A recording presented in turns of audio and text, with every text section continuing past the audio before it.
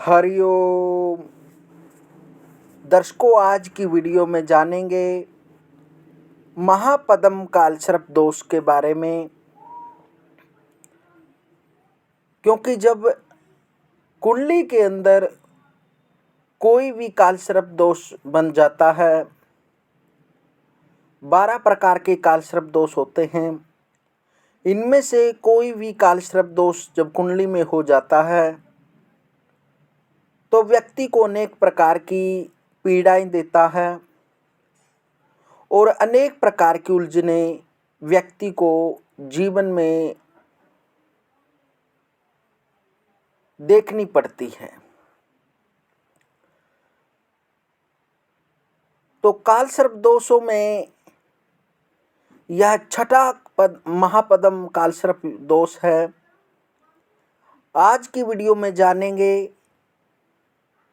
कि यदि आपकी कुंडली में भी महापद्म कालसर्प दोष है तो इसके लक्षण क्या होते हैं और इनके क्या क्या उपाय करें। क्योंकि लक्षणों से आप जान सकते हैं कि आपकी कुंडली के अंदर महापद्म कालसर्प दोष लगा हुआ है। और ऐसे छोटे छोटे उपाय बताएंगे जिनको आप सहजता में करके अपने जीवन में कालसर्प दोष से होने वाले बुरे प्रभाव से आप बच सकते हैं। जो दो दर्शक यूट्यूब या फेसबुक के माध्यम से देख रहा है तो वह चैनल को सब्सक्राइब कर लें। और यदि आपको इसकी संपूर्ण जानकारी जाननी है तो वीडियो को अंत तक देखें। जब कुंडली में राहु छठे भाव में और केतु 12वें भाव में हो तथा समस्त ग्रह इनके बीच में कैद हो तो यह योग महापद्म कालसर्प योग कहलाता है। और जातक पर किस प्रकार के लक्षण होते हैं। जातक प्रायः रोग और ऋण से ग्रस्त रहता है। उस पर अनेक प्रकार के रोग हो जाते हैं और वह कर्ज में दब जाता है। वह यदि किसी से उधार लेना चाहता है तो उसको उधार भी पैसा नहीं मिलता। सदैव वह ऋण से ग्रस्त रहता है और वह कितनी भी चिकित्सा करा ले उस व्यक्ति को बीमारी से मुक्ति नहीं मिलती। और दर्शकों, बता दें, ये नहीं होता कि यदि आपको कालसर्प दोष का उपाय कर लिया तो अब उस बीमारी की आपने दवाई लेने की आवश्यकता नहीं है।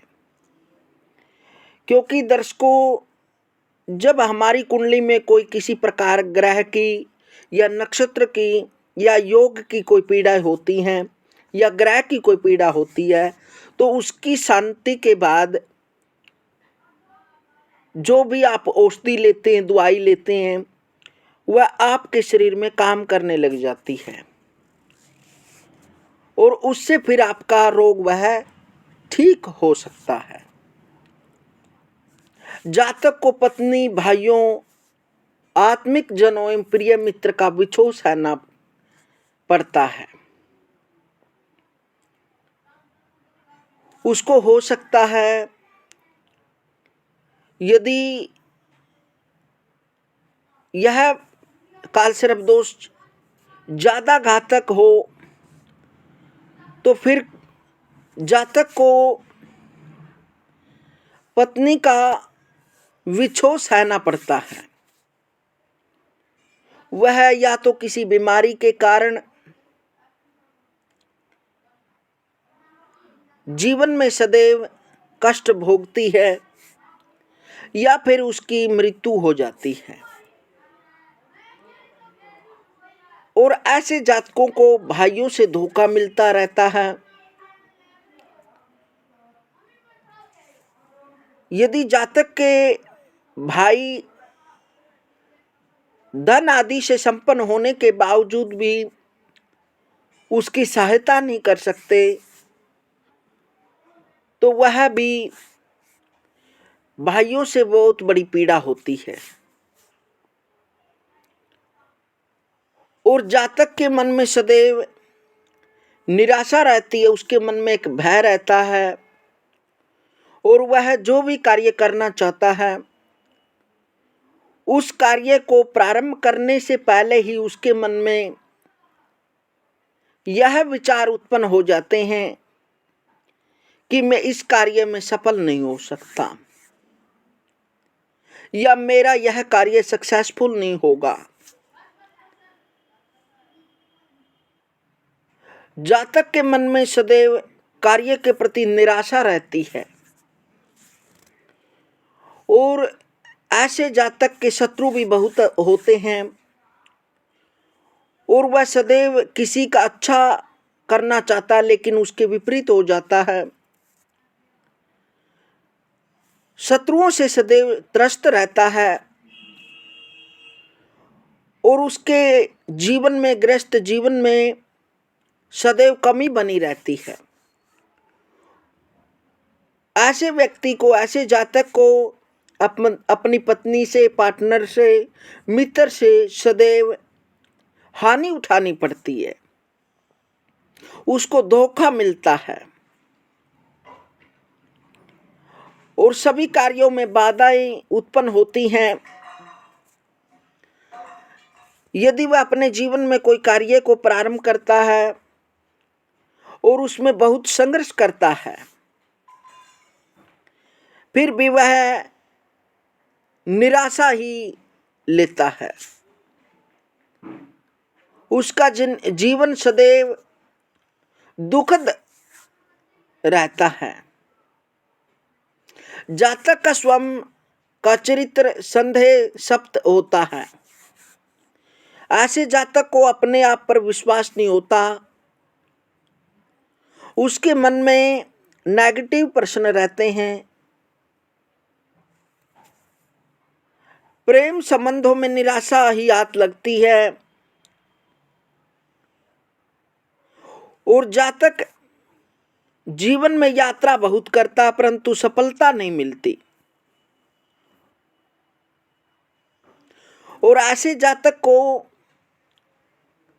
मातुल पक्ष से, मामा पक्ष से हानि प्राप्त होती है, या जातक के मामा को अनावश्यक रूप से मृत्यु तुल्य कष्टों का सामना करना पड़ता है।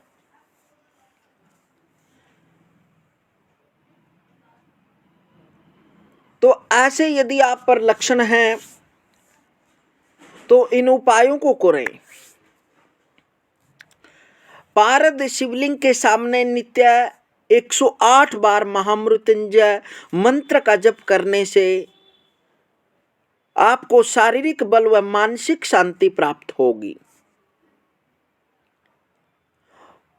और अपने घर के मुख्य दरवाजे पर अंदर तथा बाहर की ओर चांदी का ठोस स्वस्तिक लगाने से भी लाभ होता है, या फिर गणपति की प्रतिमा लगाएं, उससे भी आपको लाभ होगा। घर में मोर का पंख शयन कक्ष में लगाएं और भगवान श्री कृष्ण की पूजा आराधना करें। नाग पंचमी का व्रत रखें,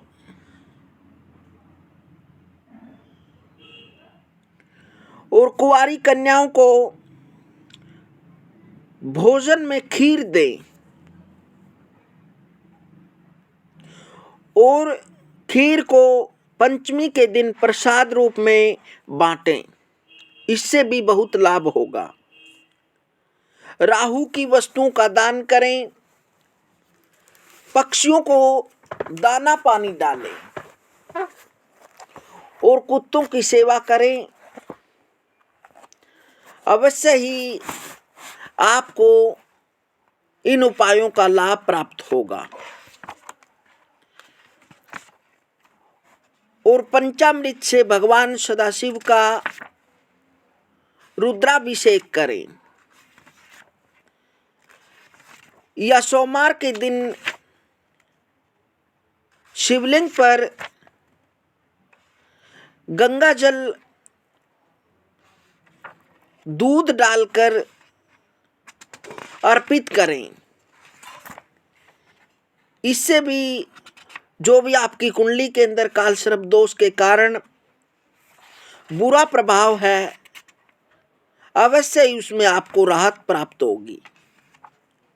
और राहु के मंत्रों का जप करें, केतु के मंत्रों का जप करें।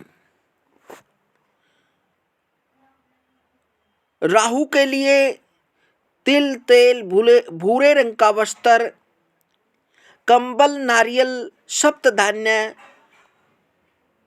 कृष्ण पक्ष आदि दक्षिणा सहित दान करना कल्याणकारी रहता है। और गोमेद नग भी धारण करें। इसके अतिरिक्त राहु के बीज मंत्र ओम ब्राह्म ब्रीम रोम स राहुए नमः का 18,000 की संख्या में जाप करें। गजेंद्र मोक्ष स्तोत्र का पाठ भी शुभ है। राहु के गायत्री मंत्र ओम शिरो रूपाय विद्महे अमृतेशाय च धीमहि तन्नो राहु प्रचोदयात् है। राहु का गायत्री मंत्र जाप करें। और यदि काल सर्प दोष के कारण केतु आपको ज्यादा ही पीड़ा दे रहा है तो लोहा, सप्तधान्य, लाल काला वस्त्र, नारियल, कंबल, कस्तूरी, बेल, अक्षीर का दान करें। केतु के बीज मंत्र ओम स्त्राम स्त्रीम स्त्रोम स केतुए नमः का 17,000 की संख्या में जाप करना तथा संकट नाशक श्री गणेश स्तोत्र एवं अपराजिता स्तोत्र का पाठ करना शुभ है। केतु की शांति के लिए गायत्री मंत्र ओम पदम पुत्राय विद्महे अमृतेशाय धीमहि तन्नो केतु प्रचोदयात्। केतु की शांति के लिए गायत्री मंत्र का जाप करें, अवश्य ही आपको लाभ प्राप्त होगा। दर्शकों, यह जानकारी आपको कैसे लगी कमेंट के माध्यम से जरूर बताएं। मिलते हैं दर्शकों अगली वीडियो में, तब तक हरिओम हरिओम।